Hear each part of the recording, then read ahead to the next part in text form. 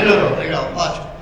Eu tenho um desafio enorme aqui, que eu vou falar de tendência de mercado de tecnologia para os próximos 2 anos, entre o primeiro turno de uma eleição e o segundo turno da eleição. Aí fica todo mundo olhando e fala, caramba, qual é a bola de cristal que ele tem? O que vai acontecer para frente, né? Então, vou começar a fazer uma pergunta. Quem acha que esse vai ser um ano bom para a tecnologia? Levanta a mão. Quem acha que vai ser um ano ruim para a tecnologia? Ninguém. Quem está me enganando e não levantou a mão? Ah, ótimo. Então, bora. Legal. Eu vou me apresentar rapidamente. Eu trabalho com tecnologia há muitos anos. Fui diretor no Citibank, depois diretor de tecnologia no Banco ABN. Depois fui para a Microsoft, numa época que a Microsoft era relativamente pequena no Brasil e no mundo. Fui o terceiro colaborador da Microsoft aqui no Brasil. Tive a oportunidade de fechar um contrato gigante, que foi o maior contrato da Microsoft até recentemente. Foi com o Banco Bradesco. Bill Gates veio ao Brasil para poder assinar um contrato. Em 2002 eu saí, montei a Advance. Hoje nós somos uma empresa de treinamento e consultoria, especializados em ajudar grandes empresas de tecnologia. Então, entre os nossos clientes estão a AWS, Google, Microsoft, SAP, Thomson Reuters. E o tipo de trabalho que a gente faz é ajudar essas grandes empresas e o canal dessas empresas a vender mais e melhor. Então, dinheiro é com a gente mesmo, é como fazer para ganhar mais dinheiro. Então, se o interesse de vocês é receita recorrente, aumento de margem, essa palestra certa para assistir, tá bom? Muito bem, a gente faz uma pesquisa no mercado de tecnologia desde 2008. Todo trimestre nós entrevistamos entre 4.000 e 4.500 empresas de tecnologia para saber o quanto eles estão crescendo, para onde eles estão indo, quais são as dificuldades, quais são as estratégias que eles estão adotando, o que está dando certo. E o que eu vou trazer hoje para vocês aqui é o resultado dessa pesquisa e mostrar o que as empresas e os empresários de tecnologia estão pensando para os próximos anos. Eu vou começar voltando um pouquinho na história e olhando 2020, que foi o ano da pandemia. O ano da pandemia todo mundo lembra, né? Nossa, mudou radicalmente nossa vida. Eu lembro que estava num evento gigante, 4 dias antes da gente ir embora para casa, né? Ficar todo mundo trancado. Um evento que tinha 5.000 pessoas aqui em São Paulo, todo mundo se abraçando. Ninguém sabia direito o que era a história do coronavírus. A gente ouvia falar da China, alguma coisa da Itália, né? Mas aqui a gente falava, acho que não vai acontecer nada, vai ser uma gripezinha. E aí depois de 4 dias estava todo mundo trancado dentro de casa. A gente achava que em 7 dias tudo ia voltar ao normal. 7 dias virou 14, 28 e ficamos 2 anos e meio trabalhando de uma maneira muito diferente e impactou a forma de trabalhar de todas as empresas. De qualquer maneira, o mercado de TI como um todo, incluindo empresas de hardware, software e serviço, costumavam crescer 10% ao ano. Na pandemia, a gente manteve os 10% de crescimento. Então, embora ficou todo mundo assustado, foi para casa, começou a trabalhar de maneira diferente e tudo, TI como um todo no Brasil vendeu exatamente o que tinha vendido no ano anterior. E se a gente pegar 2021, aconteceu um efeito que ninguém previa. A gente cresceu o dobro. Então parece coisa da Dilma, a gente bota a meta e quando chegar lá dobra a meta, porque dobra a meta, dobramos. Vendemos mais que isso. O que tem de interessante é as empresas menores de tecnologia, empresas que faturam menos de 16 milhões por ano, foram as empresas mais impactadas, foram as empresas que cresceram abaixo da média de mercado. O motivo disso é, grande empresa de tecnologia vende para grande empresa, e nessa coisa de grandes e grandes, todo mundo quando foi para casa, tinha processo, tinha tecnologia, sabia trabalhar de maneira remota, sabia vender de maneira remota, sabia atender de maneira remota. Então, ao invés de perder produtividade, o pessoal ganhou produtividade. As empresas menores, e talvez muitos de vocês estejam nessa categoria de menos de 16 faturamento por ano, são empresas que sofreram porque a hora que foram para casa não tinham a tecnologia, não tinham processo, não tinham uma forma de gestão, o cliente também não tinha, então falar com o cliente ficou muito mais difícil e por conta disso cresceram abaixo da média de mercado.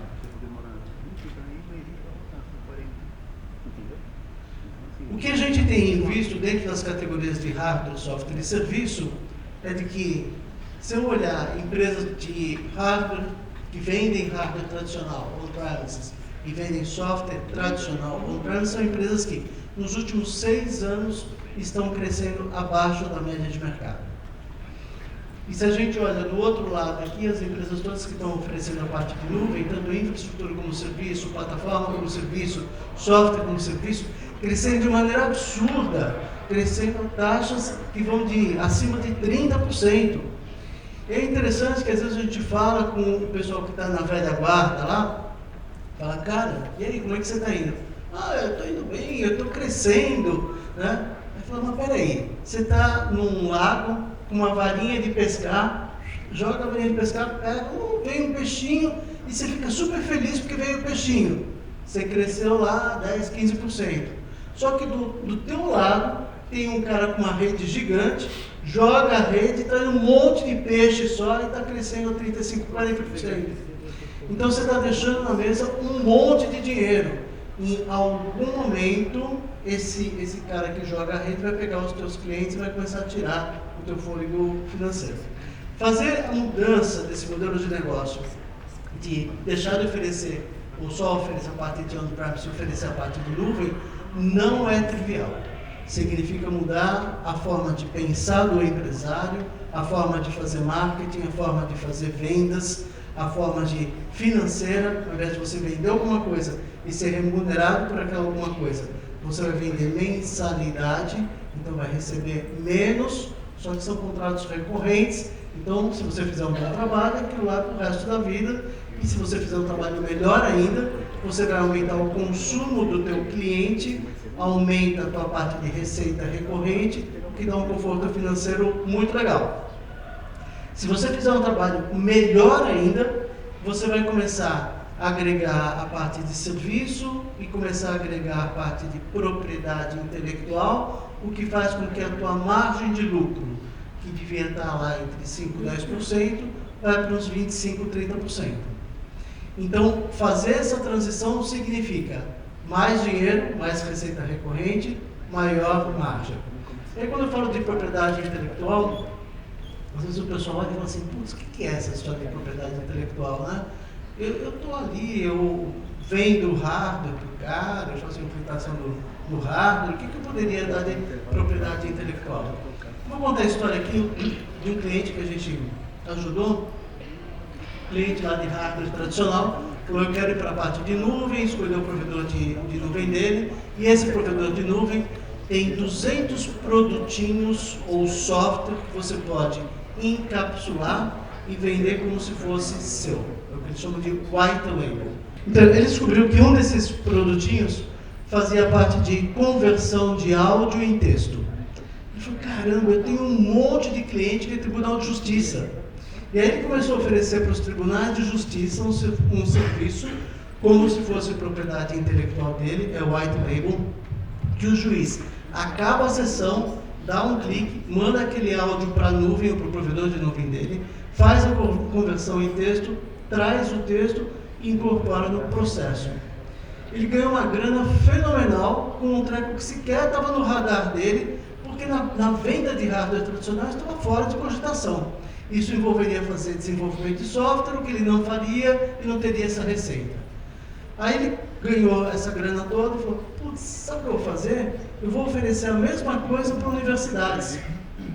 E aí a universidade, ele chega lá, ou escola, o professor acaba a aula, manda o áudio ou o vídeo ali para a nuvem, recebe o arquivo em texto, bota no portal, o aluno acessa tudo que foi falado durante a aula. Então olha que legal, a hora que você faz a transição do modelo, abre a oportunidade para você vender um monte de coisa que você não tinha no mundo tradicional.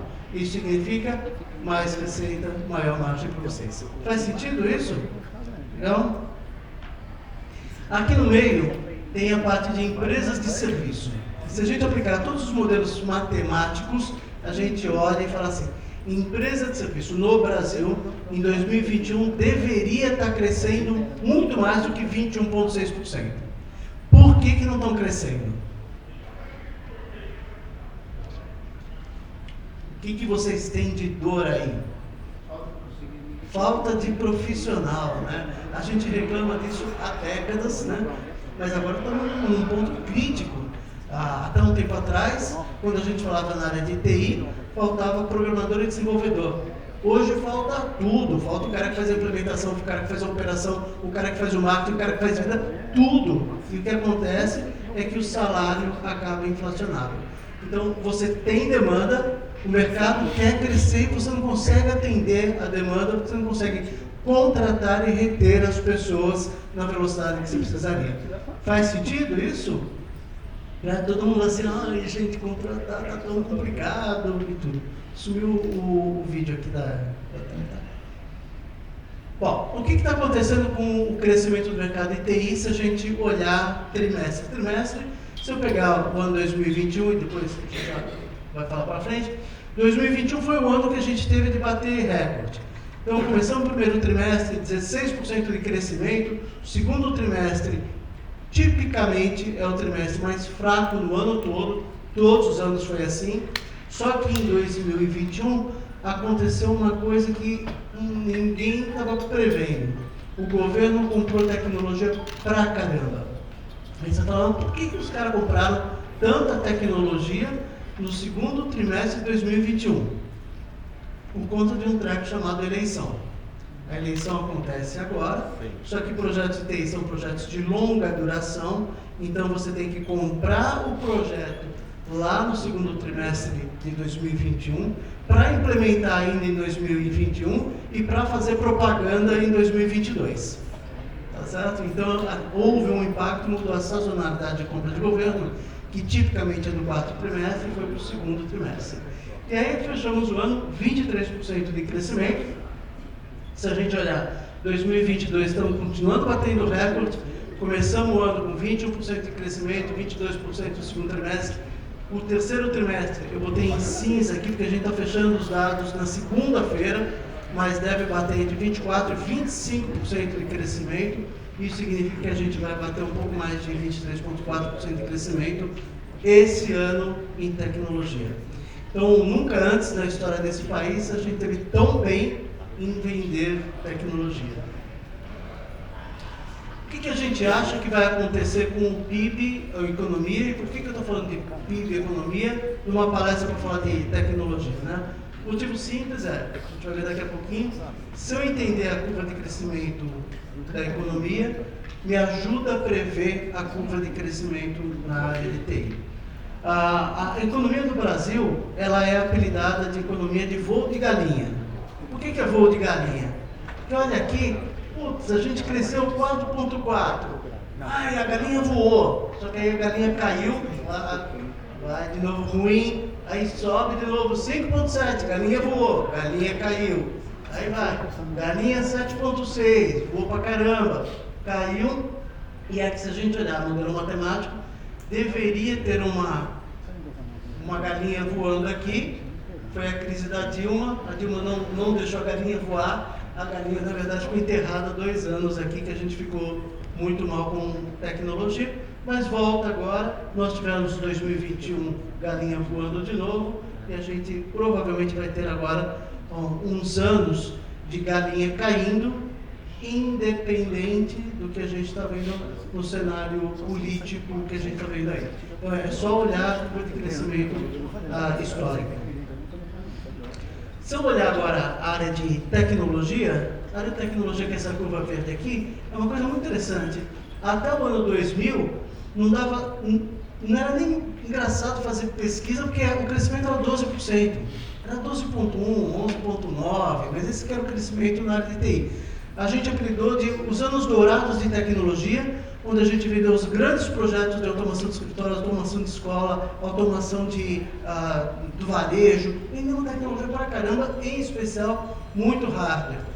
Aí teve 2009, que foi o ano da marolinha, lembra da marolinha? O presidente falou assim, não vai acontecer nada. E foi realmente isso, foi 0% de crescimento, então não aconteceu nada. Mas desagou no ano seguinte a gente teve 20% de crescimento, nunca antes da história a gente teve um crescimento tão grande. E a partir de então, acontece um fato muito interessante.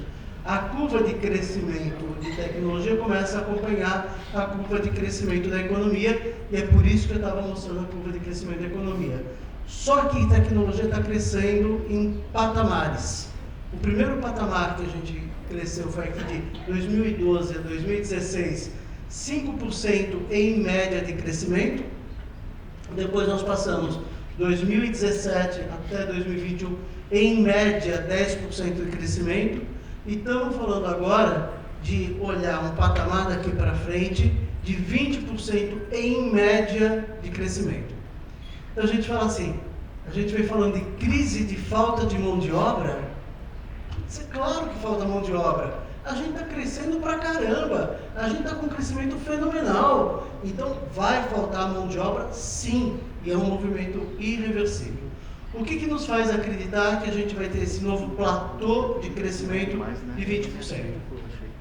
Então, lá nas anotações, primeira parte de 5G, que já está implementado em algumas capitais e começa a mudar radicalmente a forma como as empresas falam com as empresas falam com o consumidor, equipamentos de IoT espalhados para tudo que é lugar, coletando dados, trazendo dados. Então, uma nova realidade do ponto de vista de tecnologia. Segundo, é que se a gente olhar nos últimos anos, no Brasil existiu o que a gente chama de déficit de tecnologia. Se eu olhar aqui de 2005 até 2015, 2020, a gente investiu em média 2,1% do PIB em tecnologia. No mesmo período, os Estados Unidos investiu 4,9%, mais do dobro do que a gente. Aí você fala assim, caramba, como é que pode a gente, ao longo de 15 anos, ter esse investimento baixo? Esse investimento baixo aconteceu em especial em 3 áreas. A área de educação, saúde e varejo. E aí, olha que interessante, veio a pandemia, e a pandemia exigiu investimentos em tecnologia rápidos em 3 áreas. Quais são? Educação, saúde e varejo.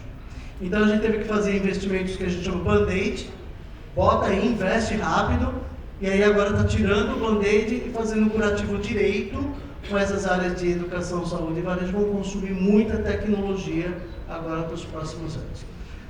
Próxima coisa que a gente vê é as empresas de pequeno e médio porte entenderam de que tecnologia é essencial para a sobrevivência e para o crescimento. A pandemia ensinou isso para eles. E agora eles começam a consumir e testar com tecnologia. Então eles descobriram que pode ir na internet, pegar um app, uma solução, uma aplicação, baixa, usa, se achar que é legal, continua pagando, se não gostar, para de pagar e está resolvido. Eles entenderam de que dá para usar um monte de ferramentas ao redor do sistema de gestão empresarial, ao redor do ERP, para ajudar a fazer a parte de análise de dados, tomada de decisões, planilha de controle de projeto, planilha de controle financeiro, um monte de coisa que o cara vai pagando aos pouquinhos e continua pagando se gosta. Então, o consumo de tecnologia vai crescer muito na parte de pequenas e médias empresas. Se eu olhar o que aconteceu com o crescimento das empresas de tecnologia agora em 2002, ou a expectativa de crescimento, que a gente chama de polarização. Então, quais são as empresas com alta taxa de crescimento? Esse azulzinho aqui são empresas que estão com esse ano, empresas de TI, com mais de 50% de crescimento. Olha só que interessante, nunca antes da história de TI a gente teve isso. Nós estamos com 12% das empresas totais de TI. O mercado brasileiro de TI deve ter umas 22 mil empresas, incluindo a de vocês aqui. 12% com um crescimento acima de 50%. Se eu pegar aqui a parte de empresas que estão com crescimento maior, aqui crescimento de 15% a 29%, 34%, aqui crescimento acima de 30%, 9%, crescimento acima de 40%, 4%. É impressionante. Ele fala quais são essas empresas que estão com essas taxas gigantes de crescimento. Então, se eu pegar aqui, 35% delas são empresas de serviço, consultoria ou treinamento, e 25% das empresas são empresas de software em nuvem. Se eu olhar a atividade principal da empresa, as empresas com alta taxa de crescimento são empresas de desenvolvimento de software sob medida, fábrica de software, ou empresas de serviços em nuvem. E aí tem uma coisa interessante aqui, lembra que a gente falou de falta de mão de obra?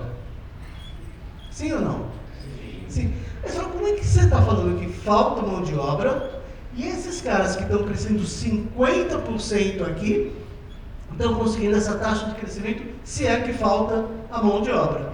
O que eles estão fazendo que eu não estou fazendo, e como é que eu poderia ter 50% de crescimento? Faz sentido esse tipo de pergunta? Legal, mas eu só vou responder daqui 3 slides, tá bom? Vamos lá.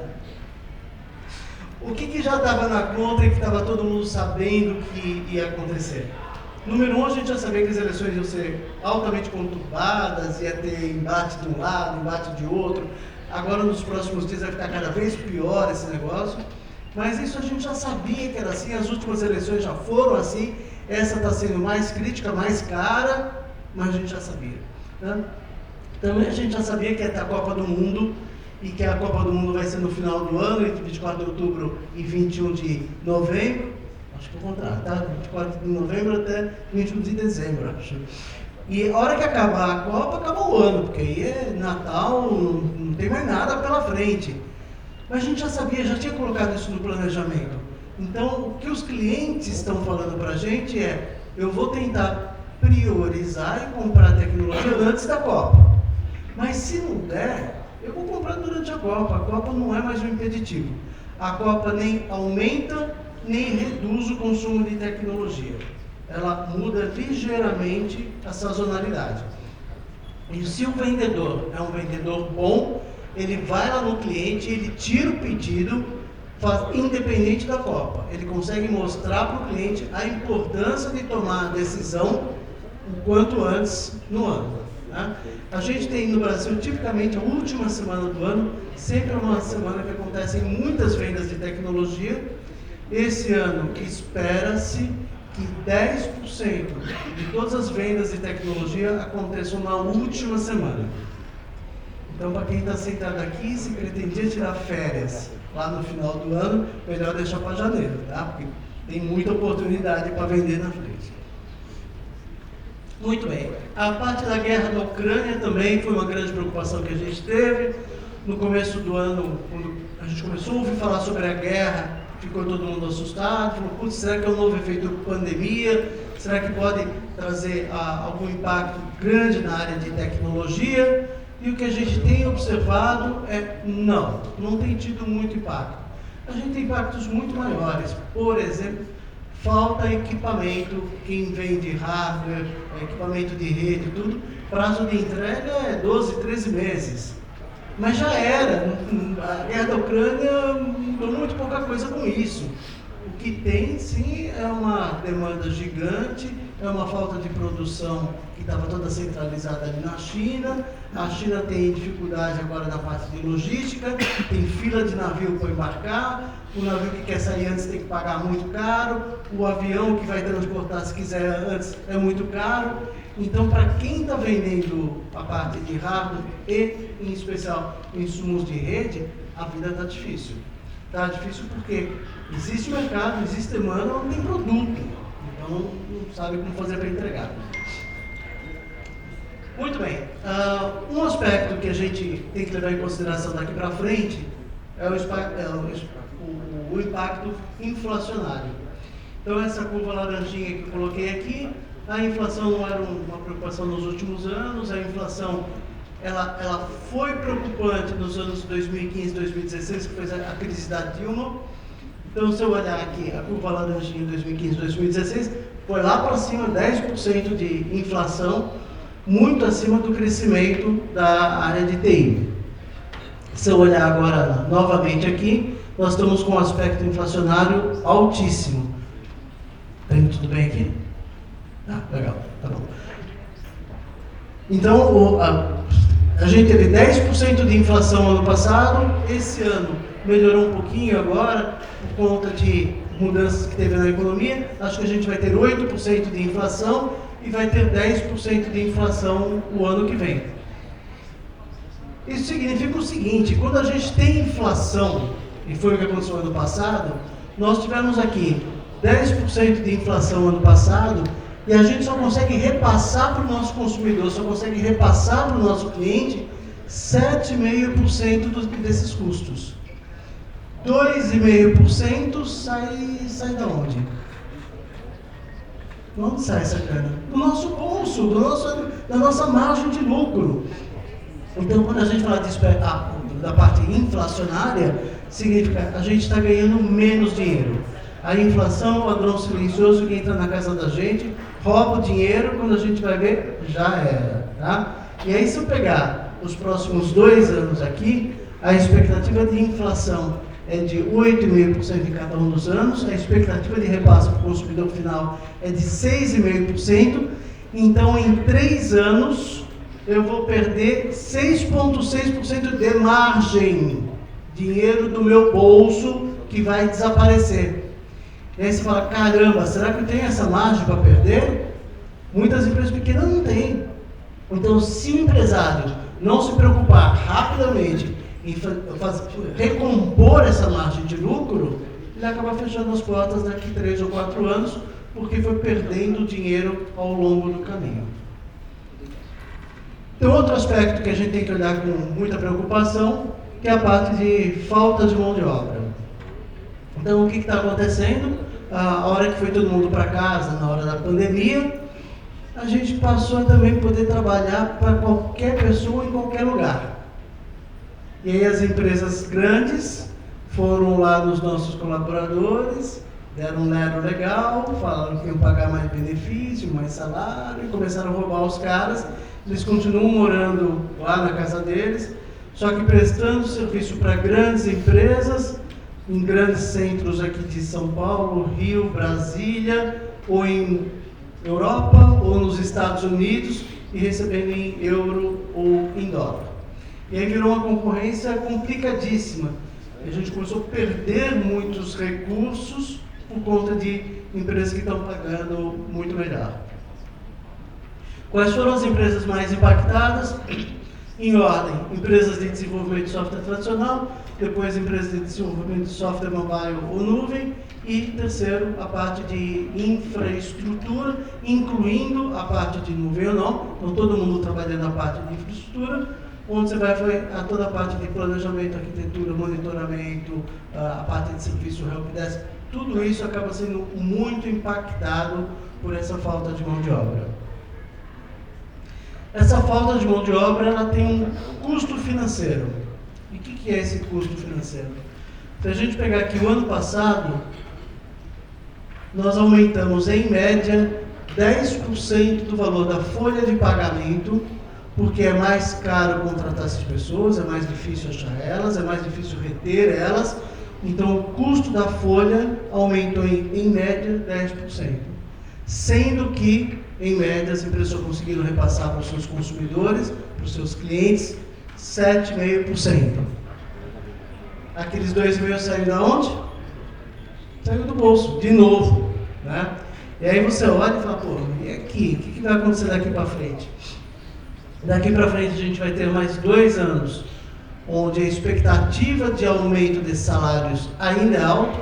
A gente vai pagar mais para poder contratar esses profissionais ou para reter esses profissionais. Em média, a gente vai pagar 10% a mais por ano, repassando só 7,5% para o cliente. Então, em 3 anos, a gente vai perder mais 7,5% de margem por conta do aspecto de aumento de folha de pagamento ou aumento de salário, pela tal falta de mão de obra que a gente vem falando há tanto tempo. Motivadora a palestra, né? Legal. Aí a gente olha as duas coisas, aí, vamos lá. E agora acho que falhou isso aqui.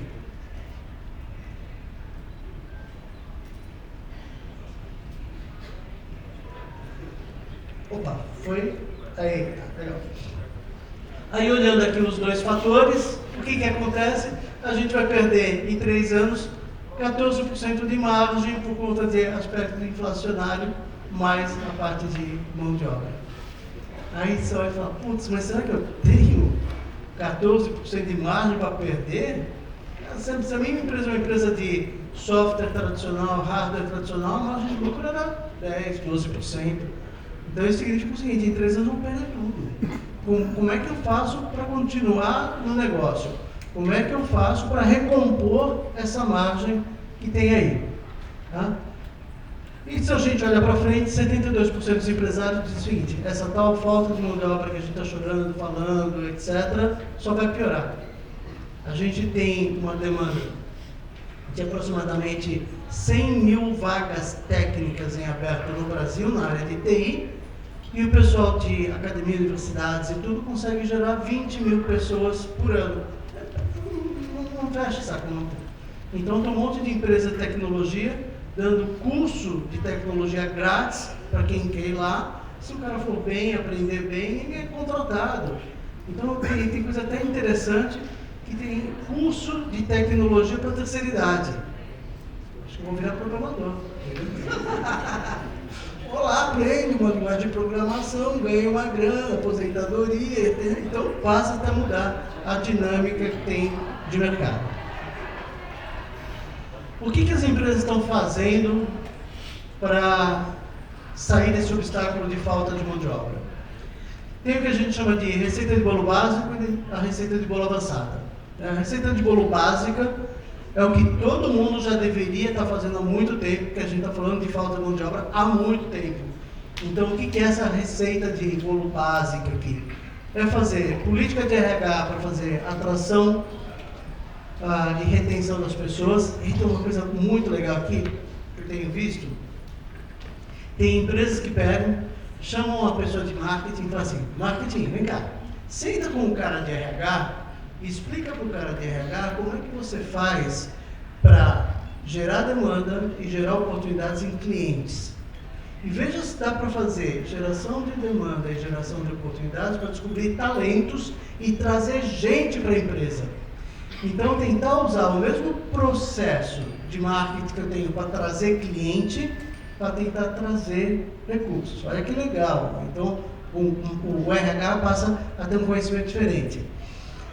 Essas empresas também chamam o cara de vendas e falam assim, vendas, vem cá, senta com o RH, explica aí para RH como é que você faz para prospectar, qualificar e negociar com os clientes, para que ele tente aplicar as mesmas técnicas em prospectar, qualificar e negociar com talentos.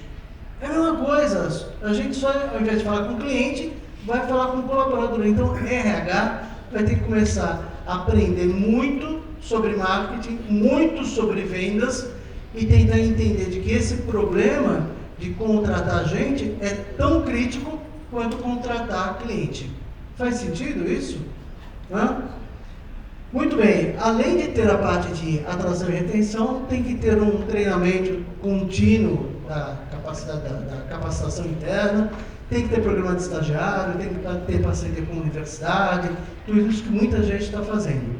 O que as empresas não estão fazendo, que é o que a gente chama de a receita de bolo avançada? Tá? Por exemplo, usar ferramentas de low code para fazer o desenvolvimento. O que é uma ferramenta low code? É uma ferramenta onde o desenvolvedor vai ter muita produtividade e normalmente 35% a mais de produtividade usando esse tipo de linguagem.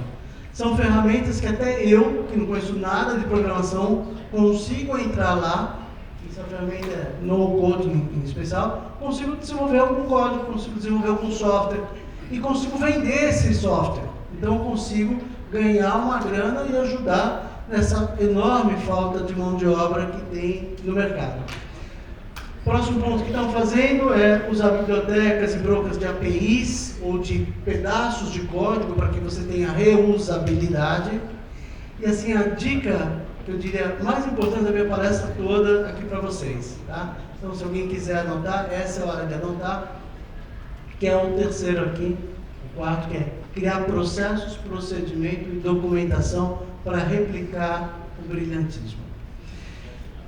Eu conheci um grande guru de administração nos Estados Unidos, antes da pandemia, e aí eu estava falando para ele, falta de mão de obra, falta de mão de obra, falta de mão de obra.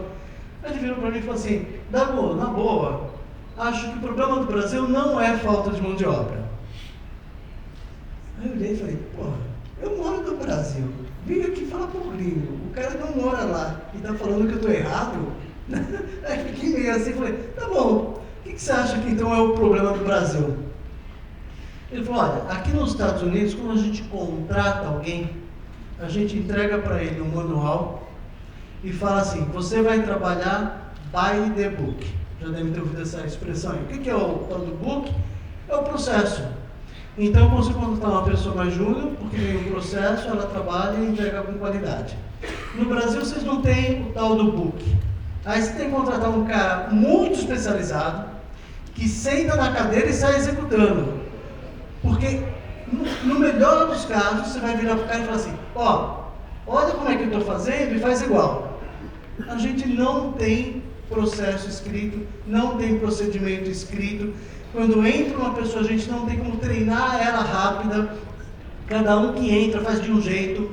E aí a empresa começa a perder a parte de escalabilidade e cai a margem de lucro. Se você cria processo, procedimento, você vai fazer com que todo mundo trabalhe da mesma maneira. Você ganha escala e você ganha a parte mais importante nesse jogo todo, margem de lucro.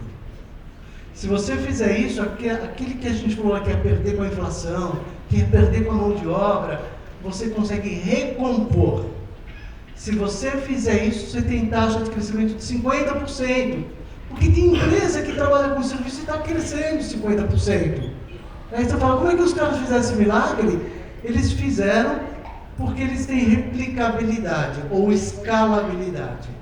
Então, se você faz isso, você tem oportunidade gigante de crescimento. Se você não faz isso, você tem oportunidade reduzida. Para cada um cliente que você consegue, você tem que ter uma pessoa para atender aquele cliente, não replica, não aumenta a margem, só aumenta o risco da tua empresa. Tá? Então, criar processo e procedimento é fundamental. Depois que você tiver processo e procedimento, você vai poder automatizar esses processos, ou seja, vai aumentar ainda a tua margem de lucro.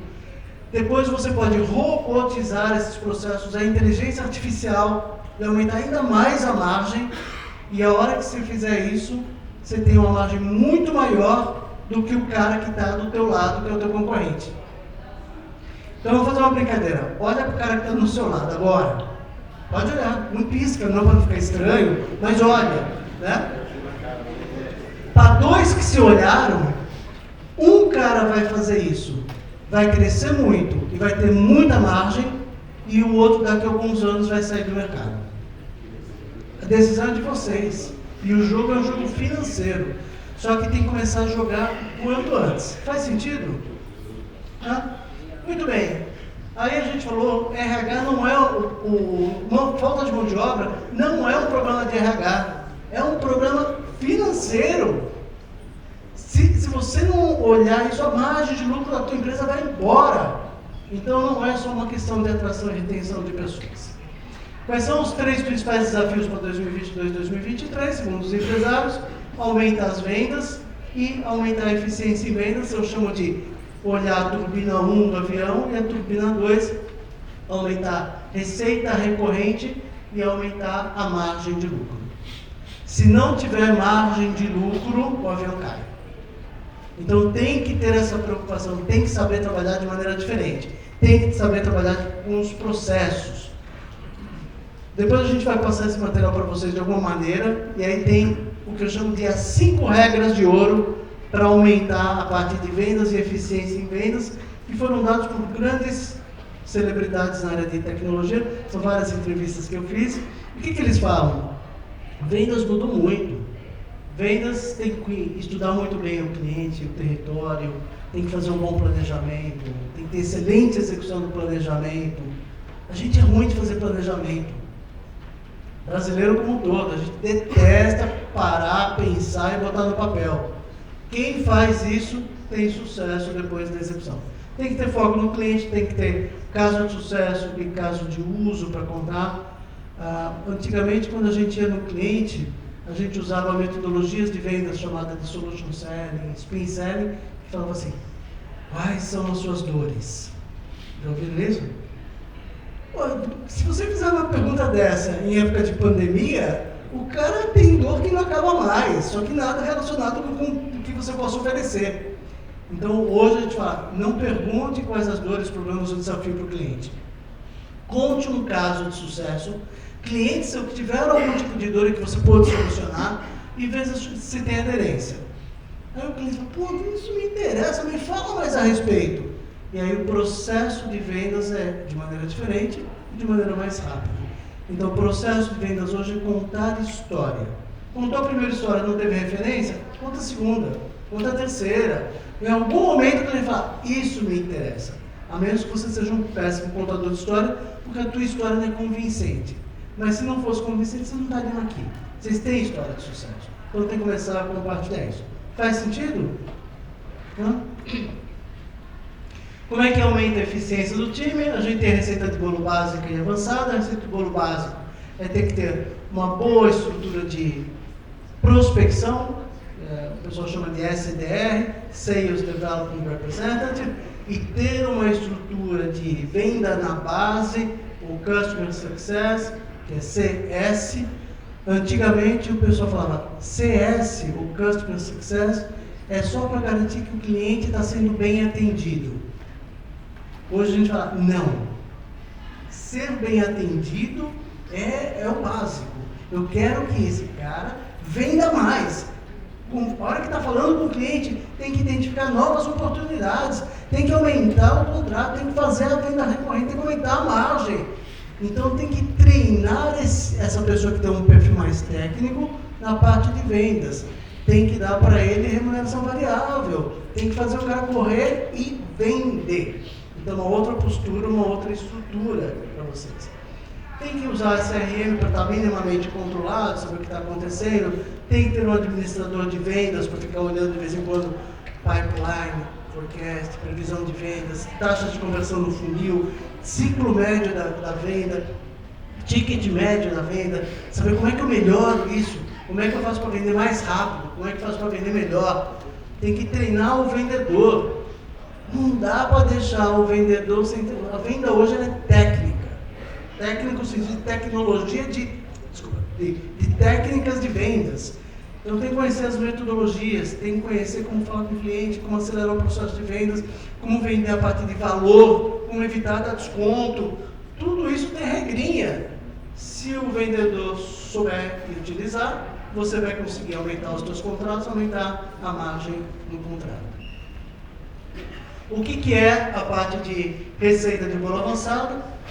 Tem que começar a fazer planejamento da sua carteira, ou do território, do segmento onde você atua. Então, quem é meu potencial cliente, como é que eu quero chegar lá, quanto que eu quero vender. Tem que ter o planejamento de contas, naquela determinada conta que eu estou lá, que é meu cliente.